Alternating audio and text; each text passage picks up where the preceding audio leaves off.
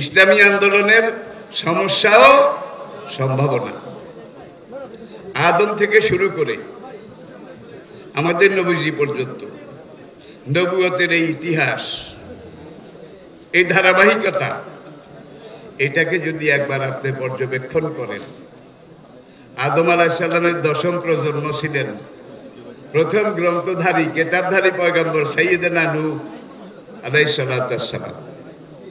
আদম আলাইহিস সালামের 10th generation, দশম প্রজন্ম। তখন পঞ্জিকা ছিল না ভাই, ক্যালেন্ডার ছিল না, হিসাবের আজকের মতো ধারাবাহিকতা ছিল না। সময়ের হিসাব করা হতো জন্ম পরম্পরা, অমুকের ছেলে অমুক, তার ছেলে অমুক, তার ছেলে অমুক। এই জন্য আমি বলছি নূহ আলাইহিস সালাম আদমের দশম প্রজন্ম। আবার ইব্রাহিম আলাইহিস সালাম বাবায়ে কওম বাবায়ে মিল্লাত, সাইয়েদনা ইব্রাহিম আলাইহিস সালাম, তিনি ছিলেন নূহ আলাইহিস সালামের দশম প্রজন্ম। এই গেল 20। কত? আদম থেকে 20।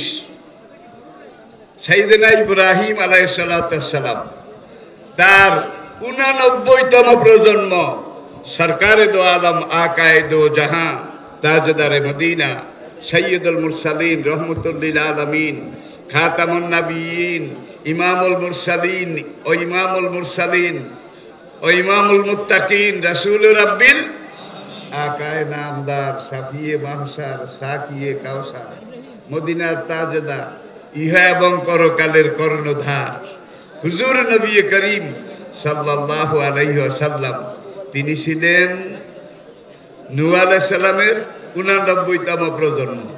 এবার আপনি হিসাব করেন, মোটামুটি আমি একটা শখ, প্রজন্ম টু প্রজন্ম, জেনারেশন টু জেনারেশন, আদম থেকে আমাদের নবী পর্যন্ত।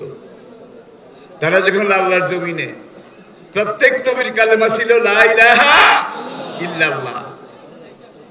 শেষের অংশে পরিবর্তন হয়েছে, আদম ও সফিউল্লাহ, নূহ নবিউল্লাহ, ইব্রাহিম ও খলিলুল্লাহ, দাউদ ও খলিফাতুল্লাহ, মুসা কালিমুল্লাহ, ঈসা রুহুল্লাহ, মুহাম্মাদুর রাসূলুল্লাহ। এখানে একটা চিকন কথা আছে, লা ইলাহা ইল্লাল্লাহ। এখানে আরবি অক্ষর 12টা, এক ডজন। এটারও একটা আন্তর্জাতিকতা আছে। আজকে মানুষ অনেক চিন্তা করে, অনেক গবেষণা করে দেখা গেছে লা ইলাহা ইল্লাল্লাহ এখানে 1 ডজন। একবারে ঈসা রুহুল্লাহ পর্যন্ত সব নবীর জামানায় লা ইলাহা ইল্লাল্লাহ একই রকম।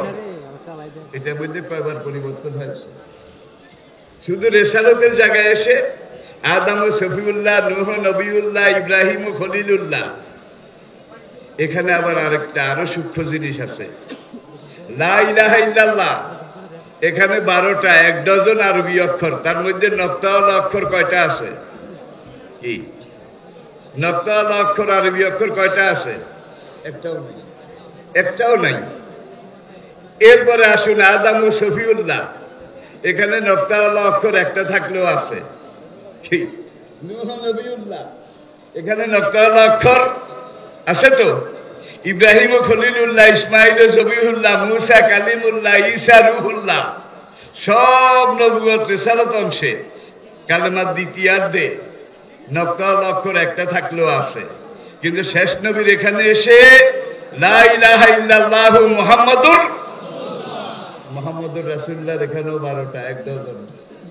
এখানে একটাও নক্তাওয়ালা অক্ষর নাই, মুহাম্মাদুর রাসূলুল্লাহ। নক্তাওয়ালা অক্ষর কয়টা আছে? একটাও নাই। ভাই নক্তাটা এমনিও তো একটা আলাদা ঝামেলা। ছাত্র জীবনে দেখছিলাম যেসব ছেলেরা নকল করে, 2 নম্বরই করে, ওরা তীর মাথা কাটে না, রর খুন্ডুলি দেয় না, চোরের যত দায় আর কি। কিন্তু দেখেন নিখুঁত, নির্ভুল, নিরঙ্কুশ, তিলকার রুসুল ফাদ্দালনা বাদহুম। হাসরের মাঠে আদম থেকে আমাদের আগে নবী সাইয়েদনা ঈসা পর্যন্ত, বুখারী শরীফের কিতাব শাফাত, ও ইয়াকুলু আদম সফিউল্লাহ ইয়া রব্বে নফসি নফসি, ও ইয়াকুলু নূহ নবিউল্লাহ ইয়া রব্বে নফসি নফসি, ওয়াকুল ইব্রাহিম খলিলুল্লাহ ইয়া রব্বে ওয়াকুল ইসমাঈল জবিহুল্লাহ ইয়া রব্বে ওয়াকুল মুসা কালিমুল্লাহ ইয়া রব্বে নফসি নফসি ওয়াকুল ঈসা রূহুল্লাহ ইয়া রব্বে নফসি নফসি ওয়াকুল মুহাম্মাদুর রাসূলুল্লাহ সাল্লাল্লাহু আলাইহি ওয়াসাল্লাম ইয়া রব্বে উম্মতি উম্মতি মাল্লা উম্মতি ইয়া রব। রব্বুল আলামিন আমার উম্মতের কি উপায়, আমার উম্মতের কি উপায়? আসা ইয়াবাসাকা রাব্বুকা মাকামাম মাহমুদা। যেখানে আদম থেকে আমাদের নবীজির আগের নবী ঈসা আলাইহিস সালাম পর্যন্ত সব নবী নফসি নফসি, আমার কি উপায়, আমার কি উপায়? সেখানে আবার কিছু বেসরকারি পীর আছে, কবর পূজারি পীর আছে, গাঁজাখোর পীর আছে, উলঙ্গ পীর আছে। তারা দাবি করে বাবার মুরিদ হ, হাসরের দিন তুই বেতালে পড়লে বাবা জাহাজ লইয়া তোর জন্য আসবে। নবীরা যেখানে নফসি নফসি, সেখানে তোর জাহাজের খাতা কিনা, ঠিক কিনা বলে? আমি একটু কঠিন কথা বলে বলেছি, সহজে বলি না। Quran is the Quran, holy Quran is the super book of the world. 1445 বছর চলে গেছে। আজকে কম্পিউটার আবিষ্কার হওয়ার পরে সব কম্পিউটার বিজ্ঞানী একমত, ঐক্যমতের ভিত্তিতে বলেছে holy Quran is the super book of the world. এই দুনিয়ার বুকে একটাই কিতাব আছে, নিখুঁত, নির্ভুল, নিরঙ্কুশ। আজকে আধুনিক বিজ্ঞানের সবচেয়ে বড় আবিষ্কার কম্পিউটার বিজ্ঞান। আপনাদের জন্য যেটা সুসংবাদ, সেটা হলো আজকের কম্পিউটার বিজ্ঞান কোরআনের কাছে সারেন্ডার করেছে। যে আমরা কি গোড়ার দিন কম্পিউটার, দেখা যায় মুসলমানের কোরআন সব কম্পিউটারের বাবা। এই লাইনে গেলে আমার অন্য আলোচনা হবে না, এই জন্য এটা আমি এখানে মুলতবি রাখি। তার আগে একটা কথা বলি। এই কয়েকদিন আগে ওয়াশিংটন, নিউ ইয়র্কের একটা সেমিনারে আমার বক্তব্য ছিল শুধু প্রশ্নোত্তর, শুধু প্রশ্নোত্তর।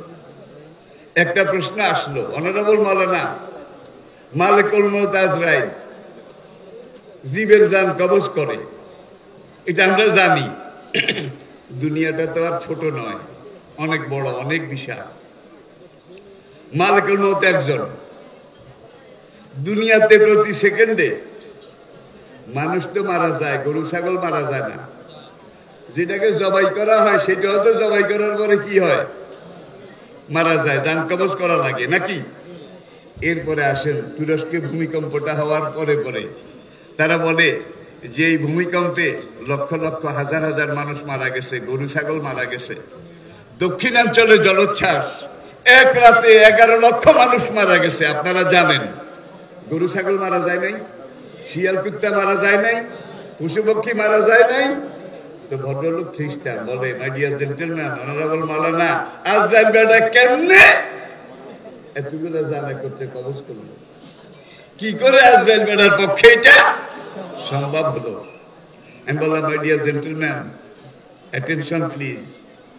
এই পুরা দুনিয়াটা মাশরিক, মাগরিব, শিমাল, জুনুব, এই অনন্ত বিশ্ব চরাচর, আজরাইলের শরীর, ফিজিক্যাল স্ট্রাকচার, মালিকুল মউতের শারীরিক গঠন এত বড়, এত বিশাল, যার সামনে মাশরিক, মাগরিব, শিমাল, জুনুব, পুরা দুনিয়াটা একটা হাফ প্লেট, একটা হাফ প্লেট।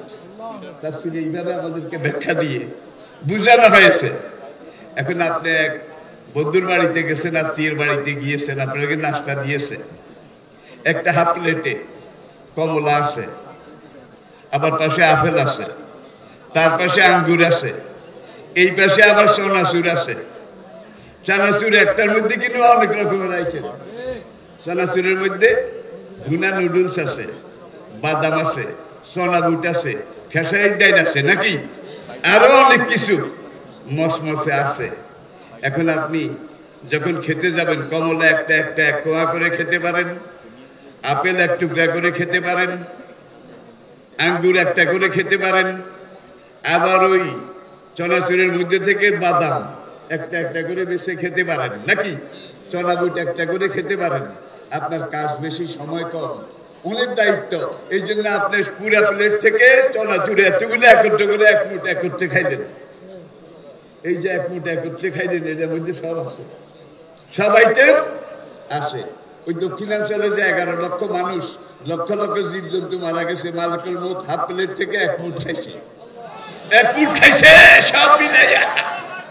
ভদ্রলোক দাঁড়িয়ে গেছে যে এরকম জবাব তো আমি আমার জীবনে আসলে আর শুনিনি। প্রিয় ভাই, এই দিকেও আলোচনার সময় নেই। ইসলামী আন্দোলনের সমস্যা, সম্ভাবনা।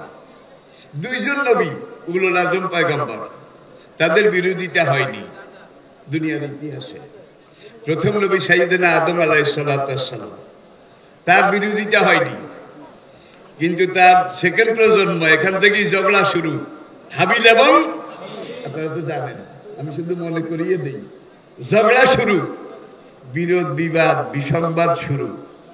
আদম আলাইহিস সালাম, সব নবী ছিলেন দাঈ ইলাল্লাহ, সব নবীর কাজ ছিল দাওয়াত ইলাল্লাহ, আল্লাহর পথে দাওয়াত দেওয়া। আদমও দাওয়াত দিলেন। এখন তার যারা আছে, তিনি 7টা প্রজন্ম পেয়েছেন, 7টা প্রজন্ম। আমি বুঝাতে পেরেছি, ছেলে নাতি পুতি ছাতি দাদি ব্যাং ফোস, 7টা জেনারেশন আদম আলাইহিস সালাম পেয়েছেন।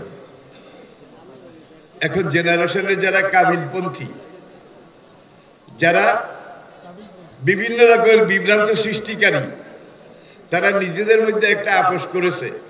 বুড়া যা বলে কথা ঠিক, যদি তোরা চাস পারিস মেনে নে, যদি মানতে না চাস খবরদার বুড়াকে কিছু বলিস না, বুড়ারা আঙ্গুল দেখাইস না। আত্মীয়তার সম্পর্কের কারণে আদম আলাইহিস সালামের বিরোধিতা হয়নি। আমি কি বুঝাতে পেরেছি? আরেকজন উলুল আজম পয়গম্বর, তাকে আল্লাহ পাক দুনিয়াব্যাপী সারা দুনিয়ার এমন এক রাজত্ব খেলাফত দিয়েছিলেন। তিনি শুধু মানুষের রাজা না, পিঁপড়ারও রাজা, মশামাছিরও রাজা, পশু পক্ষীরও রাজা, দৈত্য দানব জিন এগুলারও রাজা। জিন ভূতে যাদের ডরাইতো, কোন মানুষের বুকের পাটা এত বড় আছে, এই বেটার দিকে তাকায়।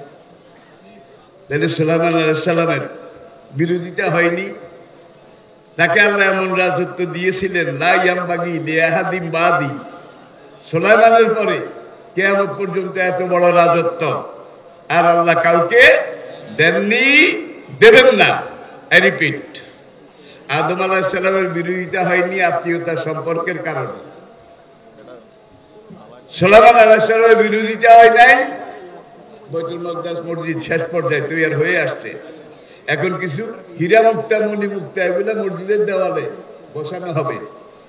জিন সৈন্য যারা দৈত্য দানব, তারা সাগরে গেছে, ডুব দিয়ে দিয়ে, কোরআনে আছে সূরায়ে কাসাস, সূরায়ে ডুব দিয়ে দিয়ে তারা মণি মুক্তা হীরা জহরত এগুলো আনে, বাইতুল মাকদাসের দেওয়ালে লাগায়, সৌন্দর্য বৃদ্ধি করে।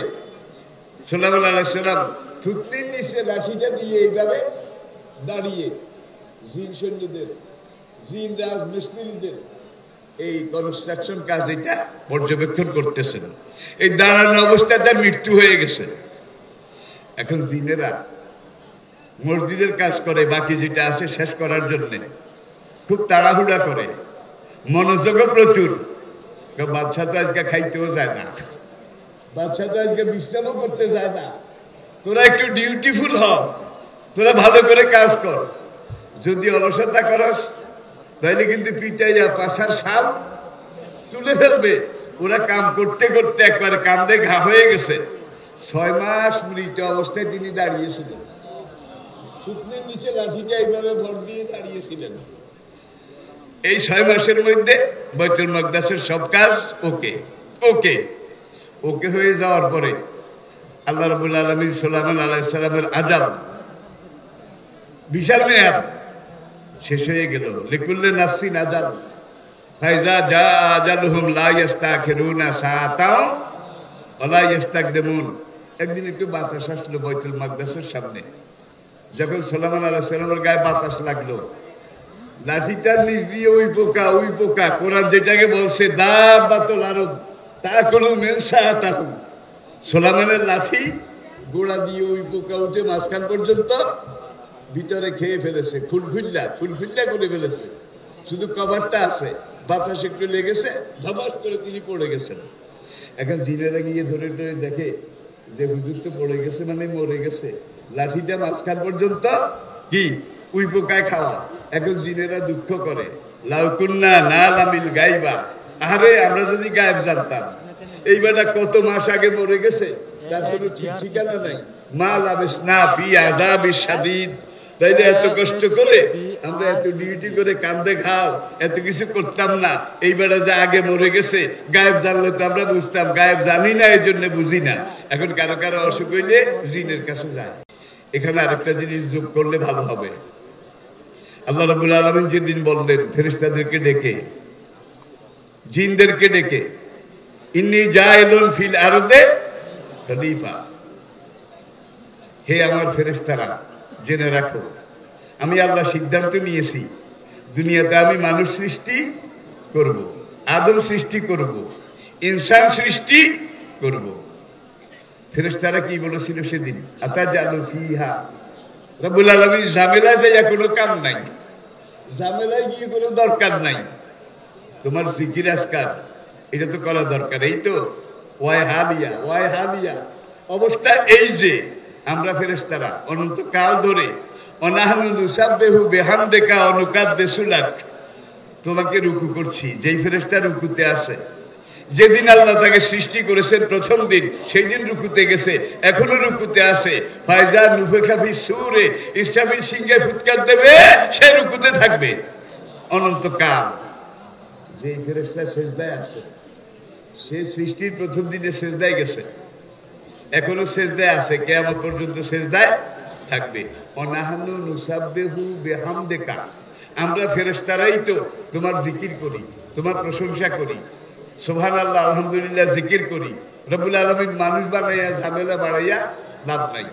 আমরা যে জিকির করি, রুকু করি, সিজদা করি, এটা যদি তোমার না সারে তুমি বলো, আমরা স্পিড বাড়াই দেব, জিকির টিকির আরো বাড়াই দেবো। আর কি ফেরেশতারা মনে করছে এই জিকিরের মধ্যে আল্লাহ সারে না, এই জন্য আরেকটা মাখলুক আল্লাহ সৃষ্টি করার প্রস্তাব দিয়েছেন, ইন্নী জাইলুন ফিল আরদে খলিফা।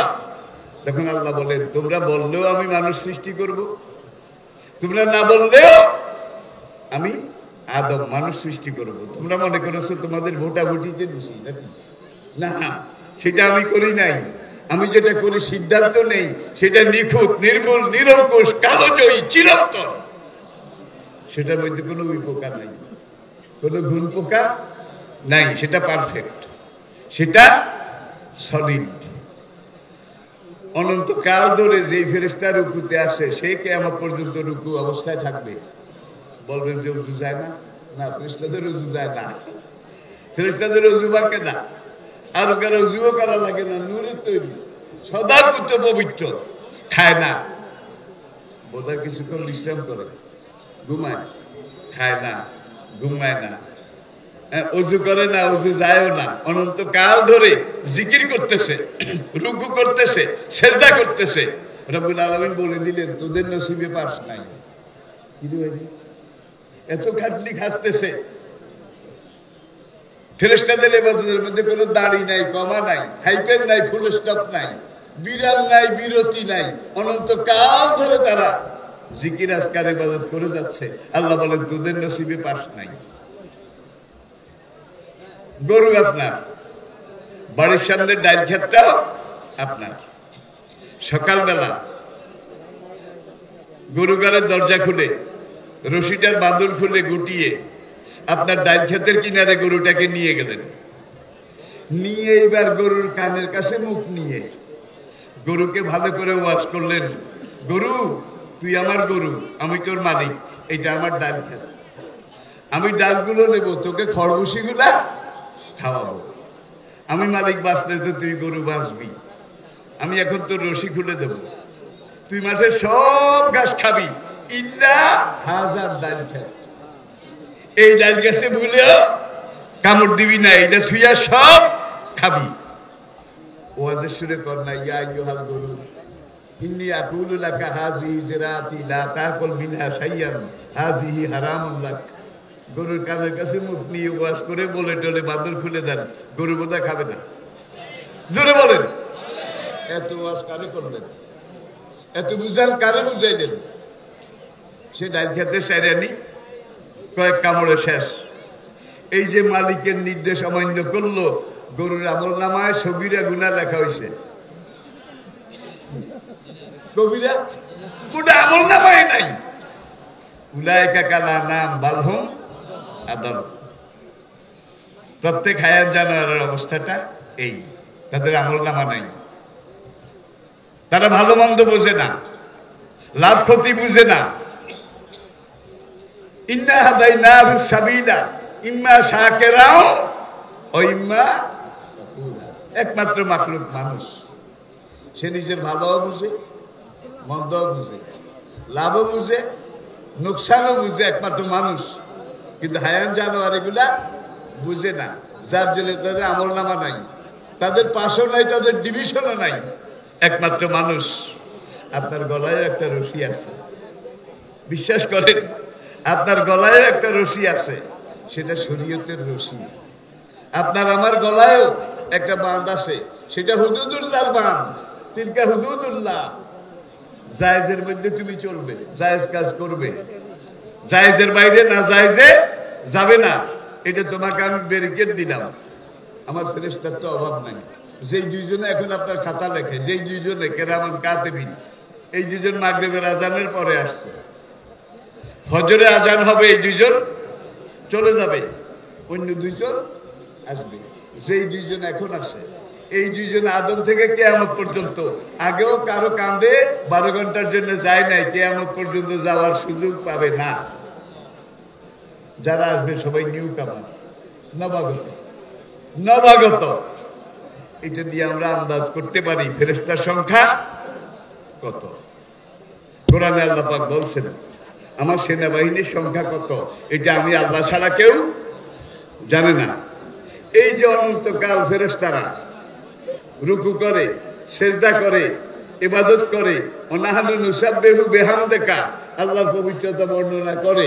আল্লাহ পাক বলেন, তোদের পাশও নাই, তোদের ডিভিশনও নাই। বলবেন যে কেন পাশ নাই? ফেল করার যোগ্যতা যাদের নাই, তারা পাশ করলে পাশের কোনো দাম নাই। কি ফেরেশতাদেরকে আল্লাহ শুধু পাশ করার যোগ্যতা দিয়েছে, নেকি করার যোগ্যতা দিয়েছে, গুনাহ করার যোগ্যতা। কিন্তু গরু ছাগল, উলাইকা কাল আনাম, ওরা গরু ছাগলের মতো। ওদের জীবনে হালাল হারাম নাই, ওদের জীবনে জায়েজ না জায়েজ এটার কোনো ব্যারিকেড নাই। আপনার গ্রামে বোধহয় ছোট্টকালে দেখেছেন, মাঠে যখন গরু ছাড়া থাকতো, চেয়ারম্যান সাহেবের কোর্টে একটা নালিশ এসেছে, উত্তর গ্রামের আদম আলীর বলদ দক্ষিণ গ্রামের কদম আলীর দামড়ি গাইয়ের সাথে জেনা করেছে। এই জন্য বলদ গাই দোনোর জন্য ধরে চেয়ারম্যান সাহেবের আদালতে নিয়ে আসছে। চেয়ারম্যান সাহেব আবার বলদকে 80 দৌড়া, গাইকে 80 দৌড়া বেড়েছে। এমন কোন সালিশ হয়েছে? ওদের জীবনে জেনা নাই, ওরা যেটা করে সেটাই ওকে। উলাইকা কাল আনাম, ওদের কাণ্ড জ্ঞান নাই, হিতাহিত জ্ঞান নাই। এরপর আপনি খাবেন, খাওয়ার ব্যাপারে আপনি আল্লাহর আইনের কাছে বাঁধা আছেন কিনা? যেটা জায়েজ সেটা খাবেন, যেটা বৈধ সেটা খাবেন, যেটা আল্লাহ আদেশ করেন সেটা ধরবেন, যেটা আল্লাহ নিষেধ করেন সেটা ছাড়বেন। ইন্না হাদাইনাহু সাবিলা ইম্মা শাকিরাও ওয়া ইম্মা ওয়া নাফসিন ওয়া মা সাওয়াহা ফাআলহামাহা ফুজুরাহা ওয়া তাকওয়াহা কাদ আফলাহা মান যাক্কাহা ওয়া কাদ খাবা। এটা এখানে ছাড়ি। তাহলে বুঝা গেল, গুনাহ করার যোগ্যতা যার আছে সে নেকি করলে নেকির দাম আছে। যার গুনাহ করার কোনো যোগ্যতাই নাই সে যত নেকি করুক, আল্লাহকে কোনো পাস টাস নাই।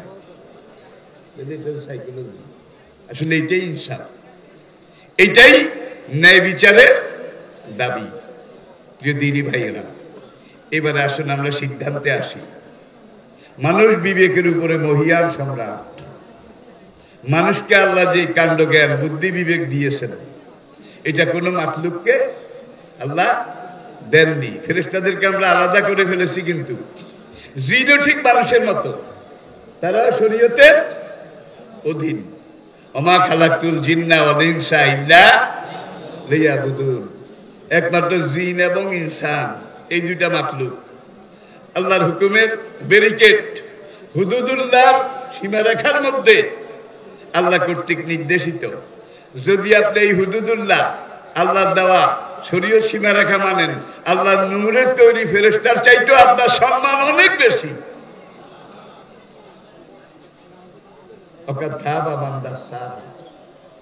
বিবেকের উপরে সম্রাট হয়ে আপনি যদি গরু ছাগলের মতো কাম করেন, মনে করেন একটা কুকুর বাজারের দিক থেকে এক টুকরা গরুর হাড্ডি এটা কামড়ায় নিয়ে আসে, বাড়ির দিকে যায়, রাস্তার মোড়ে অন্য দুইটা কুকুর শোয়া ছিল।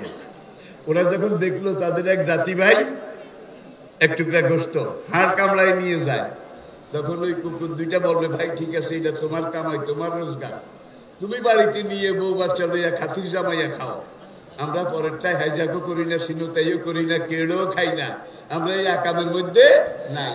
এই কথা বলে কুকুর দুইটা শুয়ে থাকবে নাকি? ভাই দেখতে যত দেরি, গো গো করে গ্যাস গ্যাস করে এসে ওই কুকুরটাকে আহত করবে, করে তার গোষ্ঠের টুকরাটা কেড়ে নিয়ে আসবে। কেড়ে নিয়ে এসে এই দুই হাইজাকার কুকুর মিলেমিশে ভাগযোগ করে খাবে। ভাগ করতে গিয়ে আবার এখানে সার্ভাইভাল ফর দ্য ফিটেস্ট, কালমার্সের দাস ক্যাপিটালের থিওরি প্রয়োগ করা লাগবে। এই দুইজনের মধ্যে আবার ফাইট হবে, যুদ্ধে যে জিতে যাবে সে খাবে, আর যে হেরে যাবে সে গোল্লায় যাবে, ঠিক কিনা বলেন? আচ্ছা ভাই, এই কুত্তা যে আরেকজনটা কেড়ে আনলো, এরপরে কেড়ে এনে আবার বাগাবাগিতে গিয়ে দুই কুত্তা কামড়া কামড়ি করলো। কুত্তার আমল নামার মধ্যে সগীরা গুনাহ দেখা হয়েছে, সগীরাও না কবিরাও না, উলায়েকা কালা নাম, যেমন কুত্তা তেমন কাম। তারা আল্লাহর আদেশের ভিতরে নয়, কিন্তু আপনি আমি আমরা আশরাফুল মাখলুকাত হিসাবে, বিবেকের উপরে মহিয়ান সম্রাট হিসাবে আল্লাহর নির্দেশের কাছে আমরা বাধা। এবার আসেন আবার ইসলামী আন্দোলন। আন্দোলন হলো ঢেউ, আন্দোলন হলো স্রোত, আন্দোলন হইল প্রবাহ। আপনারা জানেন, যেই নদীতে স্রোত চলমান থাকে সেই নদীর পানিটা ভালো থাকে, স্ফটিকের মতো পরিষ্কার থাকে। আর যেই নদীর স্রোত বন্ধ হয়ে যায় সেই নদীর পানি হাসিয়া মজিয়া পশিয়া দুর্গন্ধযুক্ত হইয়া ব্যবহারের অনুপযুক্ত হইয়া যায়, ঠিক কিনা বলেন? সারা লাকুমুদ্দিন, আমি আল্লাহ এই দিন, এই ইসলাম, ওরাদিত লাকুমুল ইসলামা। ভাই আমি প্রত্যেক কথাই কিন্তু কোরআন আয়াত বলতেছি, সবাই এত তর্জমা আমি করতেছি না, এই জন্যে যে বিষয়টার উপরে কথা বলছি আয়াতটা পেশ করছি, আপনারা একদূর যদি বুঝেন এই আয়াতটা এই বিষয়ের সাথে সম্পৃক্ত, এটা বুঝাবার জন্যে। কোরআনকে তো আমরা চর্চা করি না, আলহামদুলিল্লাহ দিন যত যাচ্ছে কোরআনের চর্চা বাংলাদেশের চাইতে পশ্চিমী দুনিয়া, খ্রিস্টান দুনিয়া, উত্তর দিকে যান জাপান, সাউথ কোরিয়া, এই বৌদ্ধ অধ্যুষিত এই দুনিয়ার মধ্যে ইসলামের চর্চা, আন্দোলন, অগ্রগতি বাংলাদেশের চেয়ে অনেক বেশি, অনেক বেশি। সেখানে ভাই এরা নামাজ পড়ে, এটা দেখলে শ্রদ্ধায় মাথাটা নত হয়ে যায়। 1980 বিশাল আমেরিকা যুক্তরাষ্ট্রে মসজিদ ছিল 4খান, যুক্তরাষ্ট্রে আমেরিকায়। এখন সেখানে মসজিদ 20,000-এর বেশি। 1980 সালে গ্রেট ব্রিটেনে মসজিদ ছিল মাত্র 2খান, এখন সেখানে মসজিদের সংখ্যা 50,000-এর বেশি। তাইলে মুসল্লি বাড়ছে, মসজিদও এই জন্য বাড়ানো লেগেছে, ঠিক কিনা বলেন? আজকে গ্রেট ব্রিটেনের যারা বিশেষজ্ঞ, আমেরিকার যারা চিন্তাশীল, তারা বলে যেইভাবে মুসলমান কনভার্ট হচ্ছে, যেভাবে অমুসলিমরা ইসলাম গ্রহণ করছে, এই ধারাবাহিকতা যদি চলতে থাকে আগামী 2050 সালের ভিতরে আমেরিকা, ব্রিটেন মুসলিম অধ্যুষিত হয়ে যাবে, সংখ্যাগুরু হয়ে যাবে, এটাকে কেউ ঠেকায় রাখতে পারবে না। এইবার কমিউনিস্ট বেল্টের দিকে একটু তাকাই, উত্তর দিকে রাশিয়া এবং চায়না, এই দুইটাকেই লিডার কান্ট্রি হিসাবে আমি সামনে আনতে চাই। রাশিয়ার প্রেসিডেন্ট ভ্লাদিমির পুতিন এই সর্বশেষ যেইবার কমিউনিস্ট পার্টির সদস্যদের নির্বাচনের মাধ্যমে কমিউনিস্ট পার্টির সভাপতি হলেন, হওয়ার পরে মস্কো রেড স্কোয়ারে পুতিন একটা জনসভা করেছিলেন কমিউনিস্ট নেতাদেরকে নিয়ে। সেখানে পুতিন যে বক্তৃতাটা রেখেছিলেন সেটা হলো ফাবিমা রাহমাতিন মিনাল্লাহি লিনতা লাহুম ওয়ালাউ কুনতা ফাজ্জান গালিজাল কালব লাযহাদু মিন হাওলিকা। আল্লাহু আকবার। রুশ ভাষায় এটা ট্রান্সলেশন, যে তোমরা ইসলামের নবীর দিকে তাকাও। ইসলামের নবীর ব্যবহার কত মধুর ছিল, তার কথা শুনলে কাফের বেঈমান পর্যন্ত কথার দাম আছে, কথার মান আছে, কথার যুক্তি আছে, যৌক্তিকতা আছে, তারা পর্যন্ত হেট হয়ে যেত। তোমরা জনগণের সাথে ভালো ব্যবহার করবে। আমার এই রাশিয়াতে মুসলমানের সংখ্যা যেইভাবে বাড়ছে, এইভাবে যদি চলতে থাকে তাইলে আগামী 2070 সালের ভিতরে রাশিয়া মুসলিম মেজরিটি হয়ে যাবে। এটাকে কেউ ঠেকায় রাখতে পারবে না। পুতিনের কথা। ইনশাআল্লাহ ইসলাম আসতেছে। ইসলাম, আপনি ইসলামের পক্ষে কাজ করলেও ইসলাম আসবে। আর যদি বলেন দেশ খারাপ, সময় খারাপ, যান বাঁচান খরচ, সালাতের কথা কইলে লাঠি না, কিন্তু একামতে দিনের কথা, ইসলাম কায়েমের কথা কইলে কয় দেশ খারাপ, সময় খারাপ, যান বাঁচান খরচ। মুসা ফেরাউনের সময়ের চেয়ে খারাপ নাকি? মুসা ফেরাউনের সময়ের চেয়ে খারাপ? ইব্রাহিম নমরুদের সময়ের চেয়ে খারাপ? এই যুগের কোন নমরুদ তো আল্লাহকে মারতে যায় না। ইব্রাহিমকে 40 দিন অগ্নিকুণ্ডে করে রাখলো। নমরুদ কত দম খাইলো আগুনের, কত রকমের কিছু করলো। ইব্রাহিমের একটা পশম উঠলো না, টাওয়ারের উপরে উঠলো। উঠে দেখে যে জ্বলন্ত আগুন সমুদ্র, দাউ দাউ করে আগুন জ্বলছে। জ্বলন্ত আগুনের মধ্যে ফুলের গাছ, ফলের গাছ, ভ্রমর গুনগুন করে, কুকিল কুহু কুহু করে, মৌমাছিরা মধু পান করে। এখন সে নিরাশ হয়ে গেল। 40 দিন এই জ্বলন্ত আগুনে রাখলাম, নাস্তিকটা তো বললো না। নাস্তিক চিনছেন? নমরুদের দৃষ্টিতে ইব্রাহিম নাস্তিক, নাস্তিকটা তো জ্বললো না। এইবার সে এসে সিংহাসনে বসে লোকদেরকে পাঠালো, তোরা কোন রকম কায়দা করে আগুন একটু কমাইয়া টমাইয়া ইব্রাহিমের আমার সামনে নিয়ে আয়। ইব্রাহিমকে নিয়ে আসছে। দেখে যে তার পোশাকও জ্বলে নাই, উলঙ্গ করে আগুনে ফেলেছে। আল্লাহ বেহেশতের লেবাস পরাইয়া দিছে, সেই লেবাসও জ্বলে নাই, একটু দাগও লাগে নাই, আগুনে একটু আঁচও লাগে নাই। এখন নমরুদ জিজ্ঞাসা করে, কিরে নাস্তিক? ইব্রাহিম নাস্তিক, তোরে যে আগুনে দিলাম তুই পোড়া গেলি না কেন? তোরে কে বাসাইছে? ইব্রাহিম ছোট্ট করে আমার উপর আল্লাহ, আমার উপর আল্লাহ, রব্বুস সামাওয়াতি ওয়াল আরদ ওয়া মা বাইনাহুমা আর-রহমান লা ইয়ামলিকু। তিনি মহিয়ান গরিয়ান, তিনি রহিম রহমান। কামার উপর আল্লাহ বাসাইছে। কয় তোর উপরে আল্লাহর ঠান্ডা নিতে আমি একবারে বিরক্ত হয়ে গেছি। ওয়েট, আজকে আমি আগে তোর উপর আল্লাহকে মেরে আসি, তারপরে তোকে নিয়ে আবার আমি বসবো। এতগুলা বিষাক্ত তীর এইভাবে আতি বেঁধে নিল একটা ব্যাগের মধ্যে। তীর মারার একটা ধনুক, লোহা এবং ইস্পাত ঢালাই করা তৈরি, এটা নিল। লোকজনকে বললো আমার জন্য একটা যে সিংহাসন, সোনার কুর্সি, এই কুর্সিকে নিয়ে আমি ইব্রাহিমের খোদাকে মারতে যাব।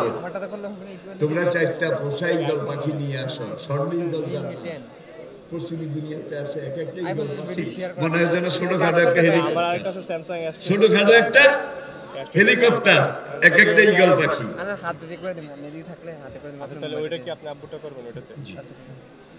মনে হবে যেন একটা হেলিকপ্টার। এখন 4টা ঈগলের পায়ে, শেয়ারের 4টা পায়া বেঁধেছে। ঈগল উড়াই দিছে উপরের দিকে, আর পোষা ঈগলকে হলো উপরের দিকে সোজা, উপরের দিকে সোজা, দূর দূর, বহু দূর, ব্যাবিলন থেকে দেখা যায় না। আরশকে যেই ফেরেশতারা ধারণ করে, তারা বলে রব্বুল আলামিন এতদিন ইব্রাহিমের পালা ছিল, আজকে তোমার পালা শুরু হয়েছে। আল্লাহকে কি হয়েছে? তোমার মারার জন্য আসে। ইব্রাহিমের খোদা কয় আমি তো কারো আশা নষ্ট করি না, বেচারা আশা করি আসতে দাও। সে মনে করেছে বোধ আল্লাহর বাড়ির কাছে পৌঁছে গেছে, সা করে তীর মেরে দিয়েছে উপরের দিকে। আল্লাহ জিব্রাইলকে ডেকে বলে ও তীরের মাথা থেকে শুরু করে মাঝখান পর্যন্ত 1 বিঘত টাটকা রক্ত মেখে দাও। জিব্রাইলকে ইয়া রব, ওগুলো বললাম তীরের মাথায় রক্ত মাখলে কি হবে? ইব্রাহিমের খোদা কয় বেচারা বড় আশা করে আসে, এখন যদি রক্ত মাখা হয় তাহলে মনে করবে অপারেশন সাকসেসফুল। আমি ইব্রাহিমের খোদা মারা গেছি, এখন দুনিয়াতে গিয়ে ইব্রাহিমের সাথে আর কি খেলা খেলতে চায় সেটা আমার দেখার এখনো বাকি আছে। তীরে রক্ত মেখে যখন জিব্রাইল দিল, তীরটা এসে তার কোলের উপরে পড়লো, খুশিতে বাঘ, অপারেশন সাকসেসফুল। ইব্রাহিমের খোদা মারা গেছে, তাড়াতাড়ি ব্যাবিলনে ফিরে এসে কে ইব্রাহিমের লইয়া ভাই হাত বাঁধা, লোহার শিকল দিয়ে পা বাঁধা, আবার গলার সাথে একটা চেইন দিয়ে এখানে একটা ওজনী লোহা বাঁধা। ডান্ডা বেড়ি বুঝেন তো? ডান্ডা বেড়ি বুঝেন তো? যত চোর, যত বদমাশ, যত জুয়ারি, যত বিদেশে টাকা পাচারকারী কাউকে ডান্ডা বেড়ি পরায় না, ডান্ডা বেড়ি পরায় আলেমদেরকে।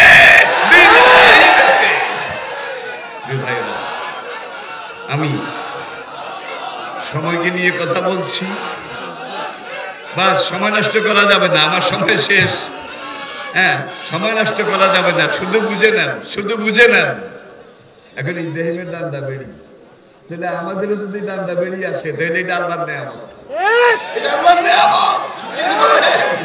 আমরা ইব্রাহিমের পথে অটল, অনড়, অবিচল ভাবে আসি। এখন ইব্রাহিমকে আনলো অনেক কষ্ট করে, এই লোহার বেড়ি এটাকে টেনে টেনে নমরুদের দরবারে বাবায় কম বাবায় মিল্লাত তাকে বন্দি অবস্থায় হাজির করা হলো। নমরুদ এবার ওই রক্ত মাখা তীরটা বাইর করে, বাইর করে এই দিঘায় দেখ তোর উপর আলাদা মেরে আসছি, দেখছ ঢুকছে কদ্দুর, নোয়াখালী যারা করে নিচে হাঁদাইছে কদ্দুর, ওই রক্ত দেখায় আর কি, তোর উপর আলাদা মেরে আসছি। ইব্রাহিম রব্বুল আলামিন বদমাশটার সাথে এমনি পারি না, তুমি আমার ডকুমেন্ট দিয়ে দিলা। আল্লাহকে চাইছে কদ্দুর যাইতে চায়, আমি সুযোগ দিলাম, আসেন। কামিন নবিয়িন কাতালা কুতিলা মাহুমুর রাব্বিয়ুনা কাসীর। কত নবী কত যুগে দ্বীনের জন্য জীবন দিয়েছেন, কত নবী দ্বীন কায়েম করতে গিয়ে শাহাদাত বরণ করেছেন, আর নবীদের কত সঙ্গী সাথী। দেখেন উহুদের যুদ্ধের দিন বেলালের শরীরে যত পশম তার চেয়ে বেশি জখম, বুক যখন আর জায়গা নাই, তীর ধনুক ধারালো পাথর জর্জরিত রক্তে রঞ্জিত, পিঠটা শত্রুদের দিকে ফিরাই দিয়ে জখমই বুকটা নবীর বুকের সাথে লাগাই দিল। নবী বলে মা বালু গাইয়া বুনাইয়া, বাবা বেলাল রে, আমি নবীকে বাঁচানোর জন্য তুই নিজকে এইভাবে শেষ করে দিলি। বেলাল বলে আল্লাযী নাফসি বিয়াদিহি, ওই আল্লাহ জাতে পাকের কসম করে বলছি, রক্ত গেলে গেছে, জখম হলে হয়েছি। বেলালের শরীরে এখনো রক্তের ধারা প্রবাহিত হচ্ছে। বেলালের যেই পর্যন্ত এক বিন্দু জীবন থাকবে, আল্লাহর নবীর গায়ে একটা কাঁটার খোঁচাও আমি লাগতে দেব না। দেখেন ইসলামী আন্দোলন, বাতিল তাদেরকে প্রতিরোধ কিভাবে তারা করেছেন। উহুদ পাহাড়ের পিছন দিক থেকে একটা আওয়াজ আসলো, কাদ কোতেলা মোহাম্মদ, কাদ কোতেলা। ওলামায়ে কেরাম জানেন ইবলিস ইডা রটায়, মক্কার গলিতে গলিতেও রটাইছে।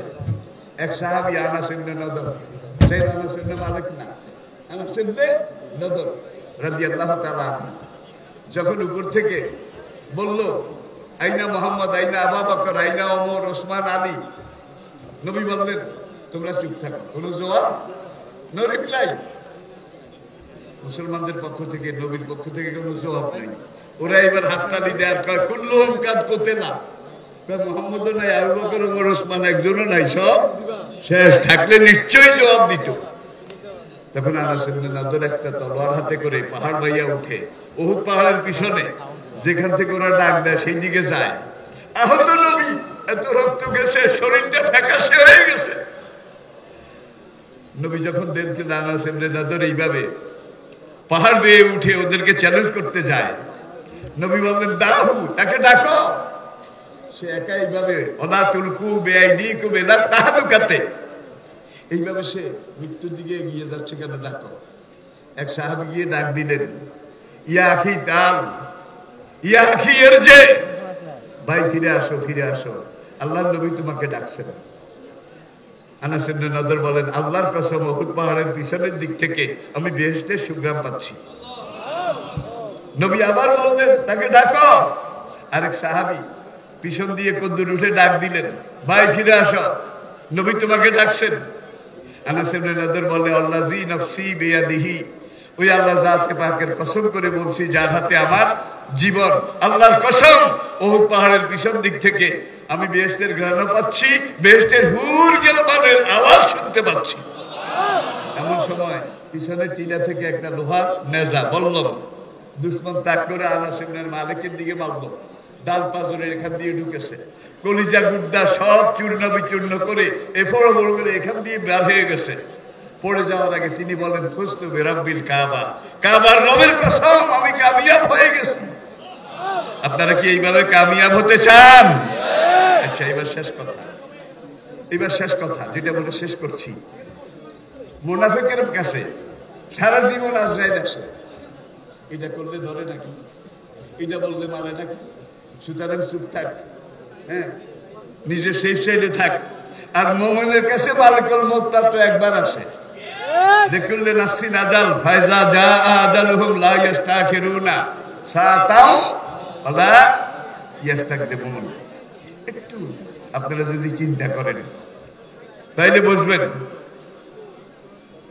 আপনার মায়ের পেটে যেদিন রূহ দেওয়া হয়েছে তার 50,000 বছর আগে আলমে আরওয়াহতে আল্লাহ পাক আপনার মৃত্যুর ফয়সালা এটা লিখেছেন। প্রথম ছিল বীর্য, ফাখালাকনাল নুতফাতা আলাকাতা, ফাখালাকনাল আলাকাতা মুদগাতান। ওই গোশতের টুকরাটাকে হাড্ডি পরাইয়া দিছে ভিতরে, হাত পা গুলা তৈরি করেছে আল্লাহর কুদরতি ইশারায়, কুন ফাইয়া কুন, এটার বদৌলতে। এইবার বডিটা বাচ্চার যখন পুরা হয়ে গেছে, ফানাফাকতু ফিকা মির রূহি, তখন আল্লাহ পাক আলমে আরওয়াহ থেকে মায়ের পেটে বাচ্চারে রূহটা দিছে। যেদিন রূহ দিয়েছে তার 50,000 বছর আগে আল্লাহ তার মৃত্যুর ফয়সালা লিখেছে। মৃত্যু কি লাঠি লাগাতে হবে, গুলিতে হবে, নাকি বিছানায় জ্বর হয়ে বসতে হবে, এইটা আগে লেখে তার 50,000 বছর পরে মায়ের পেটে রূহ দিছে। তাহলে যেটা আল্লাহ লিখেছেন আগে, পরে রূহ দিয়েছে। আপনি কাজ করলেও মরণ সেইভাবে হবে, কাজ না করলেও মরণ ঠিক সেইভাবে হবে, এক বিন্দু নড়চড়। তাহলে কে কিভাবে মরবেন এটা কি আপনারা জানেন? কেউ জানি না কিভাবে কার মরণ হবে। ইসলামের পক্ষে কাজ করলেও মরণ হবে, আর ইসলামের বিরুদ্ধে কাজ করলে বোধহয় মরণ হবে না। ভাইরা তাই যে আসেন, এমন এক সময় আমি কথাগুলো বলেছি, আমার পরে দুনিয়ার বুকে পূর্ণাঙ্গ ইসলামী খেলাফত থাকবে 30 বছর। ছিল কি না? নবীজির হাদিস, আল খেলাফাতু বাদি সালাসুনা আমান, আমি নবী চলে যাওয়ার পরে দুনিয়ার বুকে পূর্ণাঙ্গ ইসলামী খেলাফত থাকবে 30 বছর। সুম্মা তাকুনু মুলকান গাদ্দান, তারপরে খেলাফত চলে যাবে, খেলাফতের জায়গায় রাজতন্ত্র দখল করবে, করে নাই বোধ হয়, রাজতন্ত্র থাকবে কয়েকশো বছর।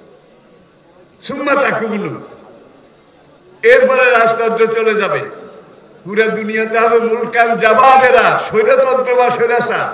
আই রিপিট, আমার পরে 30 বছর খেলাফত, খেলাফত চলে যাওয়ার পরে কয়েকশো বছর রাজতন্ত্র, রাজতন্ত্র চলে যাওয়ার পরে স্বৈরাচার, স্বৈরাচার। এখন পুরো দুনিয়াতে কোনটা চলছে? বলেন কোনটা চলছে? বাংলাদেশে দেখেন একদল যখন ক্ষমতায় যায়, বিরোধী দল যখন ক্ষমতার ভাগ পায় না, নিচে মিছিল করে স্বৈরাচার স্বৈরাচার, নিপাত যাক নিপাত যাক। আবার যখন এরা ক্ষমতায় যায়, ওরা নামে, তখন ওরাও একই স্লোগান দেয়, স্বৈরাচার স্বৈরাচার, নিপাত যাক নিপাত যাক। তাহলে বুঝা গেল কুল্লুহুমু সাওয়া সাওয়া। সৌদিরা বলে কুল্লুহুমু, এরাও স্বৈরাচার এরাও স্বৈরাচার, আমরা মাঝখানে আমের আসার। স্বৈরাচারের অবস্থা বর্তমান দুনিয়াতে সবচাইতে খারাপ। কমিউনিস্ট দেশগুলোর দিকে তাকান, স্বৈরাচারের মৃত্যুর ফয়সালা হয়ে গেছে, স্বৈরাচারের সময় আর বেশি বাকি নাই। আল্লাহ নবী বলেন স্বৈরাচার চলে যাবে। স্বৈরাচার বিদায়ের পরে সুম্মা তাকুনু খেলাফত আলা মিনহাজিন নবুওয়াত, মাশরিক মাগরিব শিমাল জুনুব, পুরা দুনিয়াতে স্বৈরাচার বিদায়ের পরে আমি নবীর খুন রাঙ্গা, দাঁত ভাঙ্গা, রক্তে রাঙ্গা, আমার মাথার খুলি ভাঙ্গা পূর্ণাঙ্গ ইসলামী খেলাফত কায়েম হবে। নবীজির এই হাদিস আপনারা বিশ্বাস করেন? কে কে বিশ্বাস করেন হাত দেখান। কে কে বিশ্বাস করেন? নারায়ে তাকবীর, নারায়ে তাকবীর। হাত নামান। পুরা বিশ্বে আজকে স্বৈরাচারের বিরুদ্ধে আন্দোলন চলছে। আমার হায়াতের কসম, আমার ইমানের কসম, স্বৈরাচার যাবে, ইসলাম আসবে।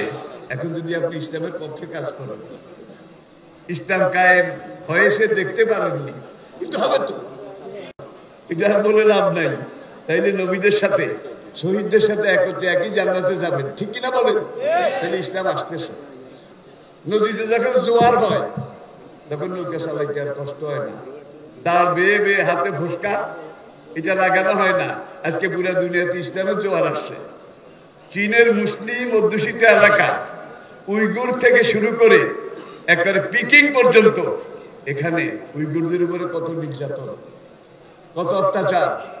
তাদের একটা দম্পতি স্বামী স্ত্রী, উইগুর স্বামী স্ত্রী, তাদের সন্তানের সংখ্যা 5 থেকে 8, 5 থেকে 8 জন একটা পরিবারের সন্তানের সংখ্যা। আর সেখানে কমিউনিস্ট যারা, তারা বিয়ে করতেই চায় না, যারা জোর করে ঠেলে ঠুলে করে, তাদের অনেকের কোনো সন্তান নাই, কারো হয়েছে একটা, মাত্র একটা। পার্শ্ববর্তী ভারত, এইদিকে তাকান, সেখানে মুসলমানদের দম্পতি, মুসলমান পরিবার স্বামী স্ত্রী, তাদের সন্তানের সংখ্যা 3 থেকে 7, 3 জন থেকে 7 জন। আর পাশের যেখানে গরু খায় না, কচ্ছপ খায়, হ্যাঁ, তাদের বড় জোর গড়ে সব হিসাব করে পাওয়া গেছে সন্তানের সংখ্যা 1.5। তাই না? আলহামদুলিল্লাহ, আল্লাহ প্রোডাকশন মুসলমানদের বাড়াই দিচ্ছে, ঠিক কিনা বলেন? আর এইদিকে পুরা দুনিয়াতে বাংলাদেশে ইসলামী আন্দোলন যেভাবে চলছে, আলহামদুলিল্লাহ, ঠিক এরকম কার্যকর আরো পারফেক্ট আন্দোলন পুরা দুনিয়াতে চলছে। দিন কায়েমের এই আন্দোলন আজকে মাশরিক মাগরিব শিমাল জুনুব পুরা দুনিয়াতে চলছে। একজন মুমিনকে আল্লাহ বলছে, এই যে লালমাই পাহাড়টা, এটা তুই ঠেলে আজকে রাতের ভিতরে চান্দিনার পশ্চিমে নিয়ে যাবি। একজন মুসলমানদের আল্লাহ হুকুম দিল। মনে করেন এখন এই মুসলমানের ইমানের দাবি কি? এত বড় লালমাই পাহাড় কিয়ামত পর্যন্ত ঠেললেও তো আমি এটাকে নাড়াতে পারবো না, এটা বলতে ইমানের দাবি আদা হবে নাকি? আমার মালিক বলেছে ঠেলে তুই আজকে রাতের ভিতরে নিয়ে যাবি।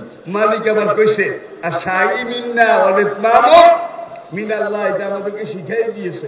আমি ধাক্কানো শুরু করি, তুমি যদি ধাক্কাও। ইসুফ আলাইহিস সালাম যখন মিশরের ফার্স্ট লেডি তাকে ইফটিজিং করে, দেখে সব গেট বন্ধ, কেমন তারা লাগাইছে, পালানোরও তো উপায় নাই। তার মনে পড়লো আল্লাযীনা জাহাদু ফীনা লানাহদিয়ান্নাহুম সুবুলানা। আবার আরেক আয়াত, কানা হাক্কান আলাইনা নাসরুল, খাটের উপর থেকে লাফ দিয়ে পড়ছে, 10টা গেট আল্লাহ খুলে দিয়েছে। কি যাওয়ার তার সময় নেই, একদিনে বেশি কথা বলা চলে না।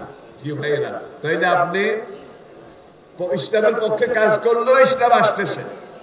আর যদি আপনি বলেন দেশ খারাপ, সময় খারাপ, তাইলে আপনি মুনাফিক। তাইলে আপনি মুনাফিক। মুনাফিক শুধু মুসলমানের মধ্যে আছে ভাই, কাফেরের মধ্যে মুনাফিক নাই।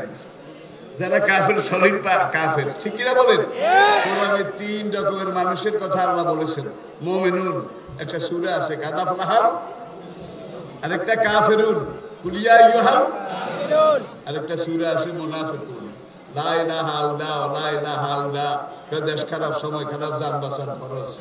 আমাদের মুসলমানদের মধ্যে এই 3 ধরনের লোক আছে নাকি নাই? গেলাবিরো সাগজিরো মুশরা দিওয়া কুনাদ ইচুনি আর কানে দৌলত মুলকেরা বীরা কুনাদ।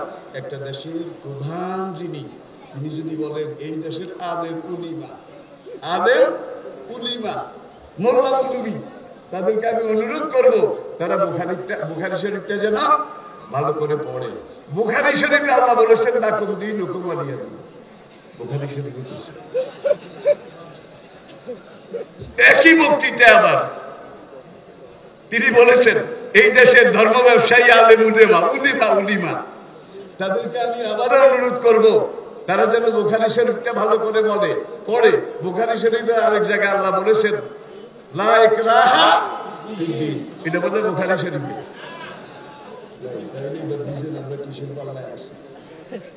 আবার কিছু আল্লাহ অঙ্কে কাছে আল্লাহ অঙ্ক কম বুঝে থাক, এগুলার ব্যাখ্যা যাওয়ার উপায় নেই। যেটুক বললাম তাহলে ইসলামী আন্দোলন করা ফরজ। কি আপনার মৃত্যুর ফয়সালা সেখানে হয়েছে, যেখানে যেভাবে হয়েছে সেভাবে হবে, ঠিক কিনা বলে?